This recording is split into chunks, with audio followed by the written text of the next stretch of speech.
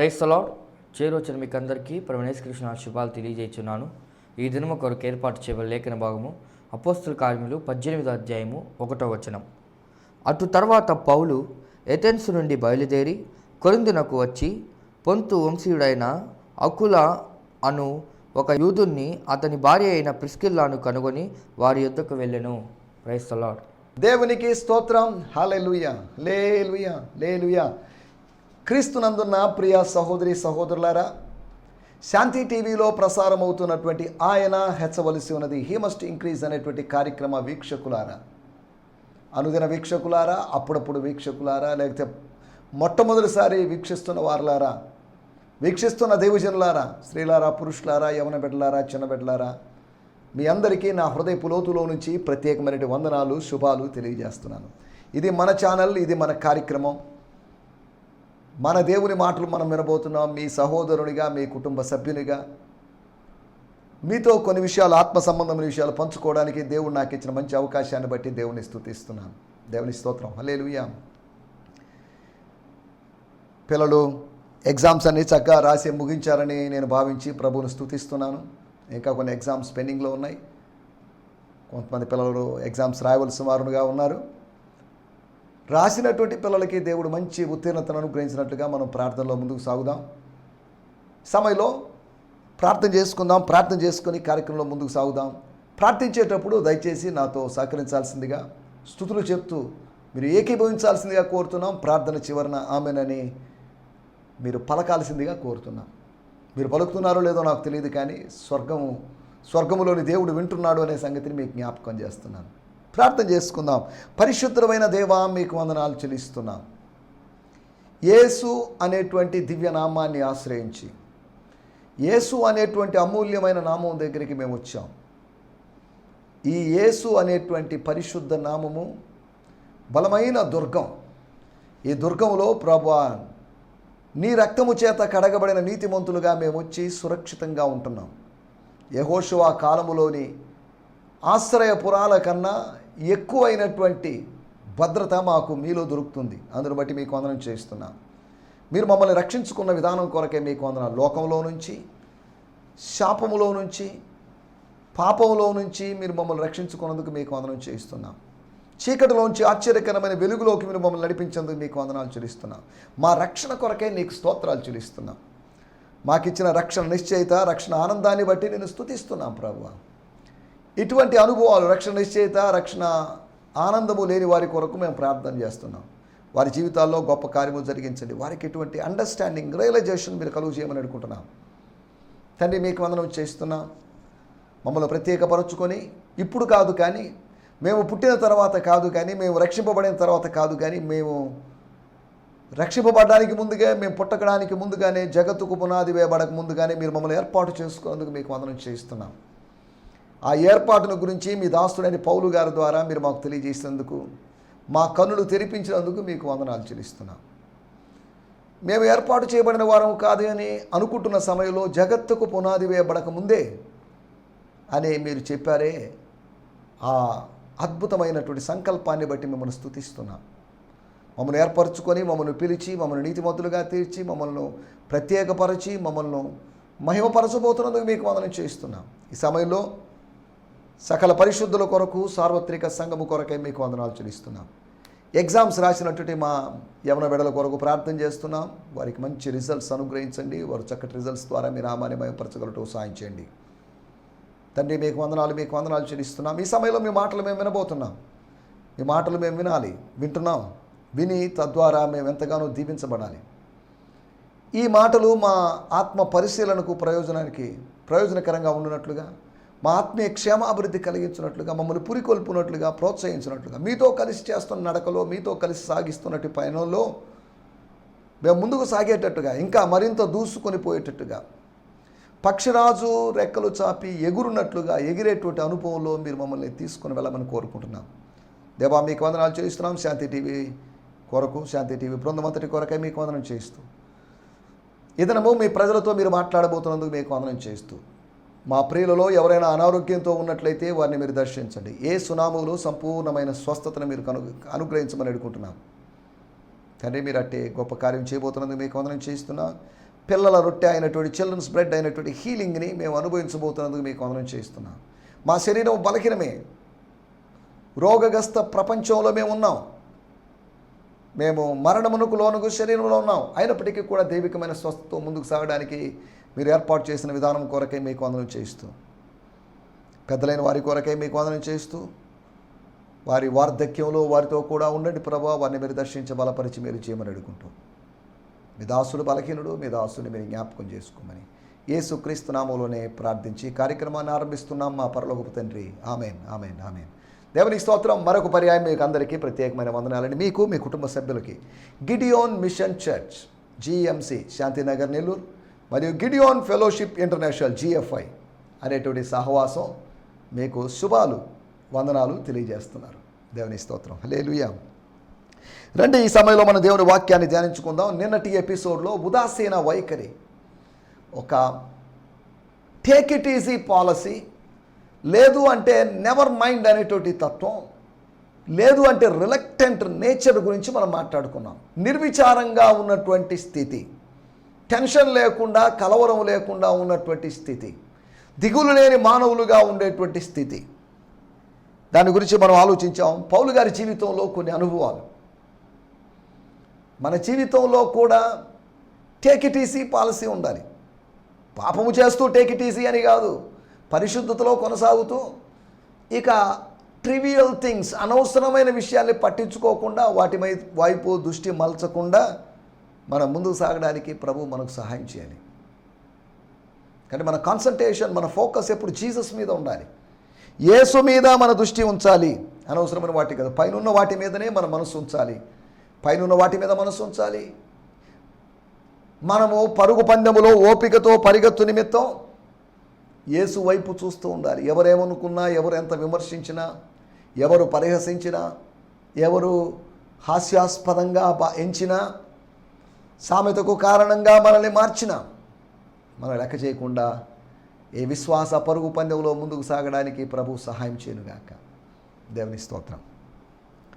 నిన్నటి ఎపిసోడ్లో మనం ఆలోచించాం, ఒక సందర్భంలో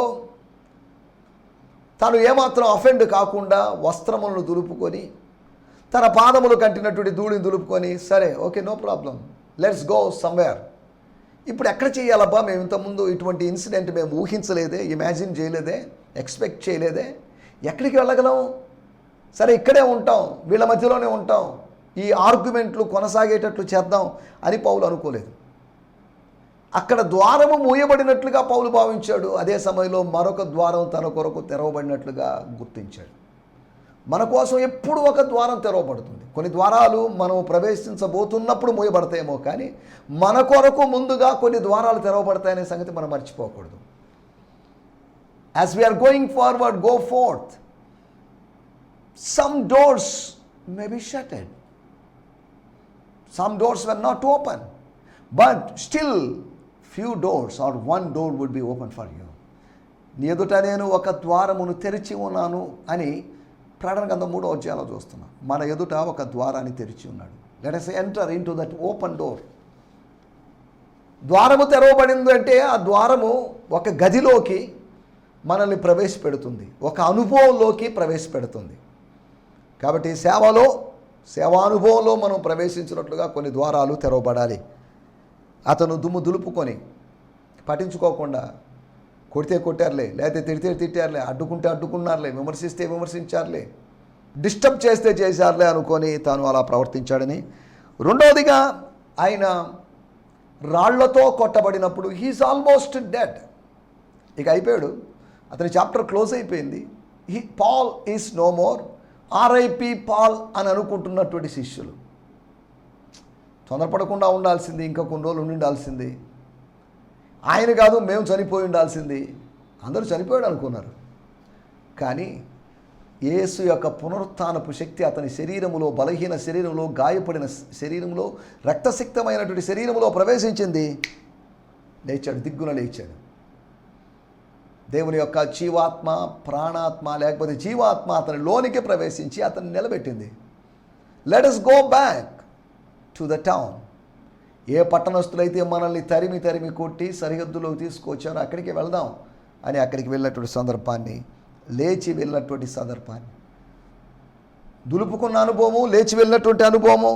తర్వాత అపోస్తల కార్యములు 16వ అధ్యాయంలో మనం గమనించినట్లయితే వారిని కొట్టినప్పటికీ, గాయపరిచినప్పటికీ, కాళ్లను బొండల్లో వేసి బిగించినప్పటికీ కూడా, సరిగ్గా నడవలేని విధంగా వాళ్ళని చేసినప్పటికీ కూడా, బొండలతో భారంగా నడవాల్సిన పరిస్థితి వచ్చినప్పటికీ, అది ఎంత కష్టం.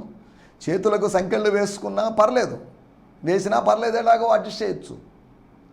కానీ ఇప్పుడు ఏకంగా కాళ్లకు బొండలు వేసిన పరిస్థితి.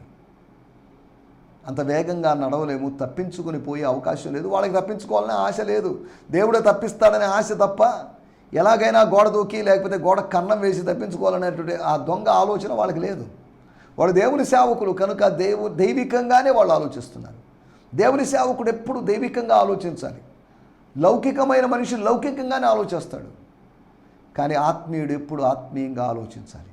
దేవుడు ఈ జైలు గోడలు ఎంత పెద్దవైనా సరే, కాళ్ళకు బొండలు వేసినా సరే, చేతులకు సంకెళ్ళు వేసినా సరే, ఏం చేసినా చుట్టూ నిరీక్షణ లేని పరిస్థితులు, అన్ని మూయబడిన ద్వారాల మధ్యలో బంధించబడి ఉన్నప్పటికీ కూడా దేవుడు కాపాడుతాడు, తప్పిస్తాడు అని విశ్వసించాడు పౌలు యొక్క విశ్వాసాన్ని బట్టి జరిగిన కార్యం అని అనలేదు, కానీ ప్రభు కృపను బట్టి జరిగిన కార్యం. మూడవదిగా అతడు ఆ సమయంలో జైల్లో ఉండి పాటలు పాడి ప్రార్థించాడు. ప్రార్థన చేశాడు.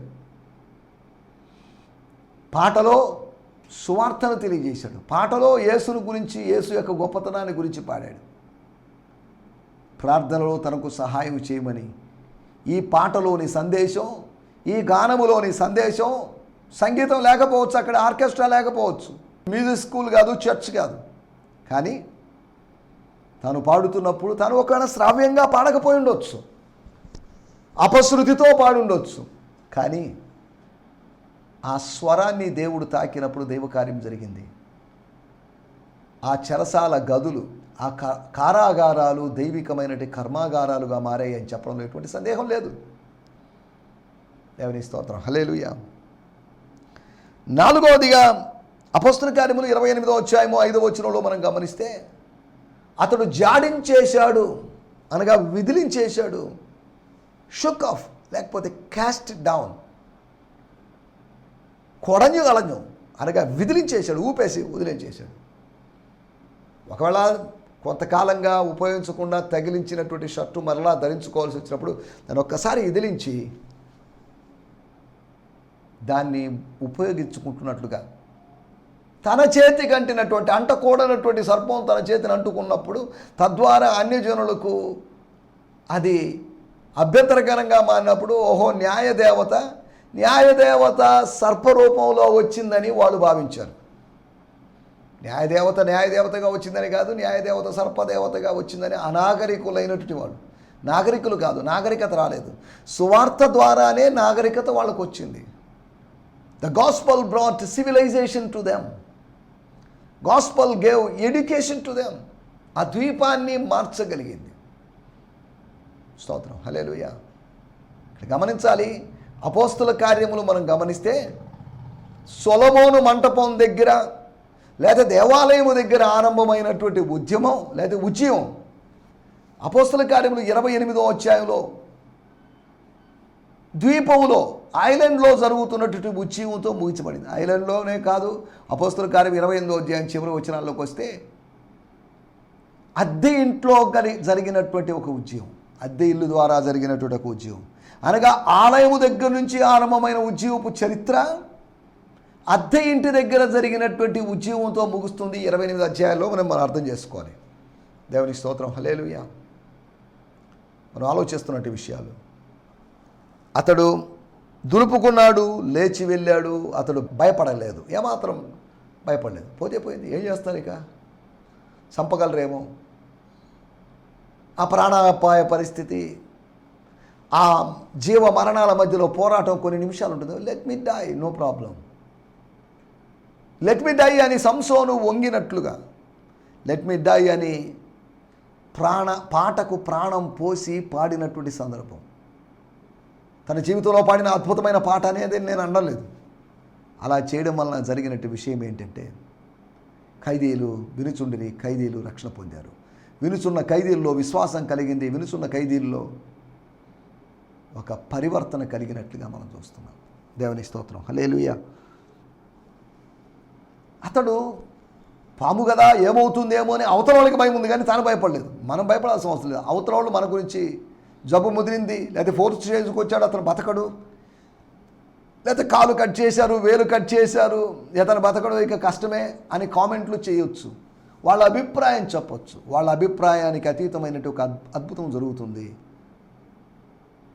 ఫెయిల్ అయినటువంటి చికిత్సకు అతీతమైనటువంటి ఒక అద్భుతం, ఫెయిల్ అయినటువంటి సర్జరీకి అతీతమైనటువంటి కార్యం కూడా జరగవచ్చు. దేవునికి అసాధ్యమైన కార్యము లేదు. కనుక అతడు జాడించి వేశాడని మనం కూడా అటువంటి ధోరణిలో ఉండాలని మనము నిన్నటి ఎపిసోడ్లో మనం ఆలోచించున్నాం. రండి, మన ఈ దిన ధ్యాన నిమిత్తమై అపోస్తుల కార్యములు 18వ అధ్యాయము 1వ వచనం. అటు తర్వాత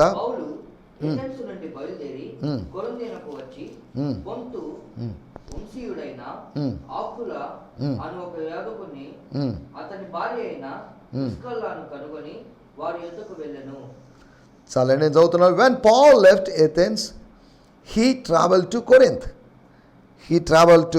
Corinth. అనగా ఇంచుమించు 83 కిలోమీటర్ల దూరం నుండి కొరింథుకు వచ్చాడు. వేర్ హీ మెట్, 2వ వచనంలో రాయబడింది, where he met a Jewish man named Aquila who was originally from northeastern Turkey. He and his wife Priscilla had recently immigrated from Italy to Corinth because Emperor Claudius had expelled all the Jews from Rome. మనము ఎంత చదవడం లేదు కానీ మనం ఒక్క మాట మాత్రమే చదువుతున్నాం. అటు తర్వాత పౌలు ఏథెన్స్ నుండి బయలుదేరి కొరింథుకు వచ్చిన అదే మొట్టమొదటి వచనంలోనే మన ఇంగ్లీష్ బైబిల్లో ఉంది. కానీ తెలుగు బైబిల్లో పొంతు వంశీయుడైన అకులా అను ఒక యూదుని అతని భార్య అయిన ప్రిస్కిల్లను కనుక్కొని వారి వద్దకు వెళ్ళాను. కొరింథీలో రావడంతోనే అతడు ఒక కుటుంబాన్ని కనుగొన్నాడు. మన టైటిల్ ప్రయాణం. ఏం ప్రయాణం అనగా ఎథెన్స్ నుండి కొరింథుకు చేసిన ప్రయాణం. ఎటువంటి ప్రయాణం, దాని గురించి నేను 5 మాటలు త్వరగా మీకు జ్ఞాపకం చేయబోతున్నాను. What type of journey it was అనగా ఎథెన్స్ లాంటి పట్టణములో నుంచి కొరింథీ లాంటి పట్టణానికి ఎవరు రావడానికి ఇష్టపడ్డు. ఒకవేళ అవసరమైతే కొరింథీలో నుంచి ఎథెన్స్కి వెళ్ళడానికి ఇష్టపడతారు. కానీ అనగా స్కాలర్స్ మధ్యలో నుంచి సెక్యులర్ పీపుల్ మధ్యలోకి, శరీర సంబంధమైనటువంటి ప్రజల మధ్యలోకి వెళుతున్నటువంటి పౌలుని ఏమనాలి, ఈ ప్రయాణం ఎటువంటిది అనే దాని గురించి నేను మీకు జ్ఞాపకం చేస్తాను. మొట్టమొదటి మాట అపోస్తుల కార్యములు 18వ అధ్యాయం 1వ వచనం చూడాల్సిన అవసరం లేదు. అది చిన్నదాని నుంచి పెద్దదాని వరకు సాగినటువంటి ప్రయాణం. అంటే దాని అర్థం ఏంటంటే సుమారు ఎథెన్స్ యొక్క పాపులేషన్, టోటల్ పాపులేషన్, లేకపోతే క్రిస్టియన్స్, లేకపోతే జూస్, లేకపోతే గ్రీక్స్ అంతా కలుపుకొని ఒక 20,000 ఉన్నారు. కానీ 20,000 కూడా 10,000 అనే చరిత్ర చెప్తుంది. కానీ కొరింథీ యొక్క పాపులేషన్ 2 lakhs వరకు ఉన్నటువంటి పాపులేషన్, అనగా 20 రెట్లు అధిక జనసంఖ్య ఉన్నటువంటి పట్టణానికి వచ్చాడు. 10,000 ఎథెన్స్లో ఉన్నారు, 10,000 మంది మాత్రమే. కానీ 2 లక్షల మంది. ఈ 10,000 మందికి ఆయన సువార్థీకరణ చేశాడని కాదు, తన ప్రయత్నం తాను చేశాడు. ఎంతమందిని మ్యాక్సిమం ఎంతమందిని ఒక 50%, 20, 30%, 40% రీచ్ అయ్యుండొచ్చు. కానీ ఇప్పుడు అక్కడి నుంచి ఒక బిగ్, అనగా 120,000 మంది అని చెప్పబడినటువంటి నినివే కన్నా ఒక పెద్ద పట్టణం, బిగ్గర్ నినివేకి. అనగా ఈ కొరింథీ అనేది కొత్త నిబంధన నినివే అనుకోండి, అంతవరకే. కొత్త నిబంధన నినివే అని చెప్పబడలేదు. అలాగైతే పౌలు గారు యోనా అనుకోండి, అంతవరకే. కానీ మనం దాని గురించి ఎక్కువగా మనం ఆలోచించడం లేదు. అనగా మన జీవితంలో కూడా కొన్ని నినివేలు ఉంటాయి. మనం కూడా ప్రవక్తల్లాగా ప్రార్థించాల్సిన, మనం వెళ్ళకూడని మార్గంలో వెళుతూ ఎక్కకూడని ఓడని ఎక్కి నిద్రించేటువంటి అవస్థలో ఉన్నటువంటి పరిచారకులం కావచ్చు. మనలో ఒక యోనా ఉన్నాడు. మనమే కొన్నిసార్లు యోనాగా మారుతామనే సంగతి, మారిపోతుంటామనే సంగతి మనకందరికీ తెలిసిన విషయమే. మొట్టమొదటి విషయము, ఏ journey from smaller area to bigger area, wide area. అనగా ఎక్కువ జనసంఖ్య కలిగినట్టు, అనగా పౌలుకి ప్రభు వేరొక స్థలంలోకి, బిగ్గర్ ప్లేస్లోకి దేవుడు ట్రాన్స్ఫర్ చేశాడు. నిన్ను ఎప్పుడో కొంతమంది మధ్య దగ్గర కాదు, అనేక మంది దగ్గర దేవుడు పెడతాడు. తన మిషనరీ జర్నీ యొక్క ముగింపు సమయంలో ఈ అధ్యాయం దాని యొక్క ముగింపుని తెలియజేస్తుందని మనం చెప్పుకున్నాం. రెండో విషయాన్ని నేను మీకు జ్ఞాపకం చేస్తాను. అపోస్తుల కార్యములు 17వ అధ్యాయము 14వ వచనంలో మనం గమనించినట్లయితే, సహోదరులు పౌలును సముద్రము వరకు వెళ్ళమని పంపిరి. అయితే సీలయు తిమోతియు అక్కడనే నిలిచిపోయింది. సీలయు తిమోతి, లూకా సంగతి మనకు తెలియదు, వాళ్ళు అక్కడే నిలిచిపోయారు. లూకా కూడా ఈ ఇద్దరితో కలిసి నిలిచిపోయాడు మనకు తెలియదు. నలుగురు లేదా ముగ్గురుగా ఉన్నటువంటి టీంలో ఇప్పుడు ఎథెన్స్ నుంచి కొరింథీకి పౌలు మాత్రమే వచ్చాడు. చూడండి, లేదా ఎథెన్స్ కూడా రాలేదు ఆయన, వాళ్ళు బెరయలోనే ఆగిపోయారు, లేదా ఆ మాసిడోనియన్ ఏరియాలోనే ఆగిపోయారు. అంటే మనం అర్థం చేసుకోవాల్సిన విషయం ఏంటంటే, తాను ఒక టీంలో పనిచేస్తున్న వ్యక్తి ఇప్పుడు ఒంటరి వాడిగా మారాడు. కొరింథీ నుంచి, క్షమించండి, ఎథెన్స్ నుంచి కొరింథీకి చేసిన ప్రయాణం ఒక చిన్న లెసర్ పీపుల్లో నుంచి మోర్ పీపుల్లోకి అతను ప్రయాణం చేసినట్లుగా, రెండవది ఒంటరితనము నుండి సహవాసానికి చేసినటువంటి ప్రయాణంగా భావించవచ్చు. కొరింథీలో రాగానే అక్కడ ఒంటరిగా తను సింగిల్గా పరిచయం చేయాల్సిన అవసరం రాలేదు, అక్కడ ఒక ఫ్యామిలీని కనుగొన్నాడు. ఎథెన్స్ అంతా తాను ఒంటరిగా పనిచేశాడు. ప్రభు అతనికి తోడుగా ఉన్నాడు, కానీ మానుషికమైనటువంటి హెల్ప్ అతనికి లేదు, మానుషికమైనటువంటి కోఆపరేషన్ అతనికి లేదు. బ్రదర్స్ లేరు అక్కడ. వస్తామన్న బ్రదర్స్ ఇంకా రాలేదు, బ్రదర్స్ ఆలస్యం చేశారు, తను ఒక్కడే మిగిలాడు. ఒంటరితనము నుండి ఆయన ఒక సహవాసానికి వచ్చాడు. His journey was from loneliness to a fellowship. ఒకటి చిన్నదాని నుంచి పెద్దదానికి చేసిన ప్రయాణం, రెండోది ఒంటరితనం నుంచి సహవాసానికి చేసినట్టు ప్రయాణం. అదే మనం ఆలోచిస్తే అపోస్తుల కార్యములు 17వ అధ్యాయము 18వ వచనం మనం గమనిస్తే 3వ వచనం, చాలండి, స్తోత్రం. అక్కడ రాయబడింది ఎపిక్యూరియన్స్ అనబడినటువంటి వాళ్ళు, స్టోయిక్స్ అనేటువంటి వాళ్ళు, రెండు విధాలైనటువంటి జ్ఞానులు, ఫిలాసఫర్స్. తన ప్రయాణం ఇప్పుడు తత్వవేత్తల దగ్గర నుంచి తనువు మీద ఆధారపడి జీవిస్తున్న వారి దగ్గరికి తన ప్రయాణం సాగింది. ఫ్రమ్ ఫిలాసఫీ టు స్పిరిచువాలిటీ లేదా carnality. His journey was from philosophy. Philosophy అంటున్నప్పుడు మాట దాని అర్థం తత్వశాస్త్రం అని కాదు, కానీ దాని అర్థం ఏంటి అంటే, ఫిలో అంటే జ్ఞానం, సోఫియా అంటే జ్ఞానం, ఫిలో అంటే ప్రేమించడం, అనగా జ్ఞానాన్ని ప్రేమించేటువంటి తత్వమే తత్వవేత్త లేకపోతే తత్వవాదం అంటే, తత్వశాస్త్రం అంటే. అదే సమయంలో సైకాలజీ అని అంటున్నప్పుడు కూడా ఆ మాట తప్పే. సైకాలజీ అంటున్నప్పుడు మనస్తత్వ శాస్త్రం అనేది కాదు, సైకే అంటున్నప్పుడు అది లోపల ఉన్నటువంటి అంతరాత్మను సూచిస్తుంది, మనసును సూచించడం లేదు. అనగా దాని అర్థం సైకాలజీ అంటున్నప్పుడు it's a science of soul. అది రిలీజియన్ చేయాల్సిన పని చేయాలి, కానీ అది మనస్సుతోనే డీలింగ్ పెట్టుకొని ఉంది సైకాలజీ. అనగా సైకాలజీ అయినా ఫిలాసఫీ అయినా ఆ పదాలకు తగ్గట్టుగా లేదా అర్థాలకు తగ్గట్టుగా అవి పనిచేయడం లేదు. పేరు ఒకటి, విధానం ఒకటి, పేరు ఒకటి, పని ఒకటి అన్నట్టుగా ఉన్న ఈ రెండు శాస్త్రాల సంగతి అని చెప్పడానికి చెప్పాను నేను. సరే, వాటిలోకి వెళ్ళలేదు. ఏదేమైనప్పటికీ మూడోది తత్వజ్ఞానము నుంచి తనువు తత్వంలోకి కొనసాగుతున్నటువంటి విధానం. తనువు తత్వం అంటే ఫ్లెష్లీ నేచర్, కార్నీ నేచర్, అనగా నామకార్థ స్థితి.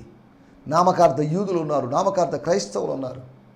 ఆ పట్టణంలోకి పౌలు గారు ప్రయాణం చేశారు. ఒక ప్రయాణాన్ని గురించి మనం ఆలోచిస్తున్నాం, సింపుల్ మాట మనం ఆలోచిస్తున్నాం. ఎథెన్స్ నుంచి కొరింథీకి సాగిన ప్రయాణం ఎట్టిది? చిన్నదాని నుంచి పెద్దదానికి సాగిన ప్రయాణమని, రెండోది ఒంటరితనం నుంచి సహవాసానికి సాగినట్టు ప్రయాణమని, మూడోది తత్వజ్ఞానము నుంచి తనువు తత్వంలోకి అనగా శరీర తత్వంలోకి సాగుతున్న ప్రయాణమని, నాలుగోదిగా మనం గమనించినట్టయితే అపోస్తుల కార్యములు 17వ అధ్యాయము 22వ వచనం.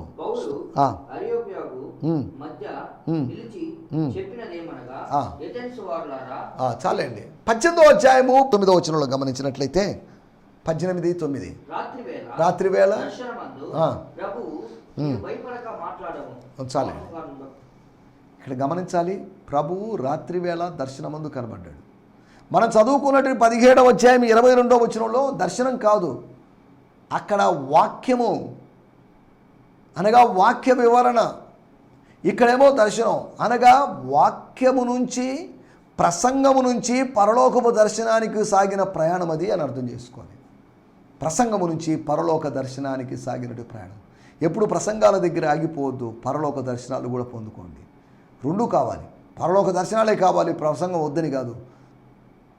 ప్రసంగమే కావాలి, పరలోక దర్శనం ఈ రెండూ కావాలి. We should balance both vision and the word అనేటువంటి సంగతిని మీకు గుర్తు చేస్తున్నాను. తర్వాత చివరి విషయాన్ని నేను మీకు జ్ఞాపకం చేస్తాను. 18వ అధ్యాయము 8వ వచనం. ఆ సమాజ మందిరపు అధికారి అయిన క్రిస్పు తన ఇంటి వారందరితో కూడా ప్రభువునందు విశ్వాసం ఉంచెను మరియు కొరింథీయులలో అనేకులు విని విశ్వసించి బాప్తిజం పొందిరి. చాలండి, అనేకులు విని విశ్వసించిరి అనగా ఎథెన్స్లోని మినిస్ట్రీ ఫెయిల్యూర్ అయింది, అది అపజయానికి పాలైంది, పరాజయానికి దారితీసింది. కానీ అక్కడి నుంచి అపజయము నుంచి ఒక అద్భుతమైన విజయములోకి ఆయన పరిచర్య సాగింది. కొరింథీలో అపజయము నుంచి జయములోకి సాగినటువంటి ప్రయాణంగా ఈ ప్రయాణం చెప్పుకోవచ్చు. ఈ 5 విధాలుగా ఈ ప్రయాణం గురించి మనం మాట్లాడుకుంటున్నాం. అలాగైతే ఒక ప్రాంతం నుంచి మరొక ప్రాంతంలోకి, ఒక జిల్లాలో నుంచి మరొక జిల్లాకి, ఒక గ్రామం నుంచి మరొక గ్రామంలోకి, ఒక రాష్ట్రం నుంచి మరొక రాష్ట్రంలోకి దేవుని సేవకులు వెళ్తున్నప్పుడు వాళ్ళ అనుభవాలు, వాళ్ళ ప్రయాణాలు ప్రత్యేకంగా ఉన్నాయనే సంగతిని మనం జ్ఞాపకం చేసుకుంటున్నాం. చిన్నదాని నుంచి పెద్ద దాకా సాగినట్టు ప్రయాణమని, అంతేకాకుండా రెండవదిగా ఒంటరితనం నుంచి సహవాసానికి సాగిన ప్రయాణమని, మూడవది తత్వజ్ఞానము నుంచి తత్వంలోకి సాగినటువంటి ప్రయాణమని, అంతేకాకుండా వాక్యము నుండి దర్శనానికి సాగినటువంటి ప్రయాణమని, అపజయము నుంచి అత్యధికమైన విజయములోకి సాగిన ప్రయాణమని ఆ ప్రయాణం గురించి చెప్పుకున్నాం. మన జీవితంలో కూడా ఇటువంటి బలాభివృద్ధిని పొంది ప్రయాణం చేసేటువంటి అనుభవాలు, సియోను వైపు ప్రయాణం చేసేటువంటి ఇట్టి ప్రయాణపు అనుభవం కలగాలని కోరుకుంటూ నా మాటలు ముగిస్తున్నాను. దేవునికి స్తోత్రం. హల్లెలూయా. మీ అందరికీ వందనాలు. ఈ సందేశము మీకు ఆశీర్వాదకరంగా ఉందని నమ్ముచున్నాము. ప్రార్థనా అవసరతల కొరకు మమ్మల్ని సంప్రదించవలసిన మా చిరునామా గిద్యోన్ మిషన్ చర్చ్, 6వ వీధి, శాంతినగర్, నెల్లూరు 4, ఆంధ్రప్రదేశ్. పిన్ 524004. మా ఫోన్ నంబర్లు 7036443613 మరి ఒక నంబర్ 9392293010. మా ఈమెయిల్ ఐడి gfihmi2015@gmail.com. దేవుడు మిమ్మును ఆశీర్వదించునుగాక. ఆమేన్.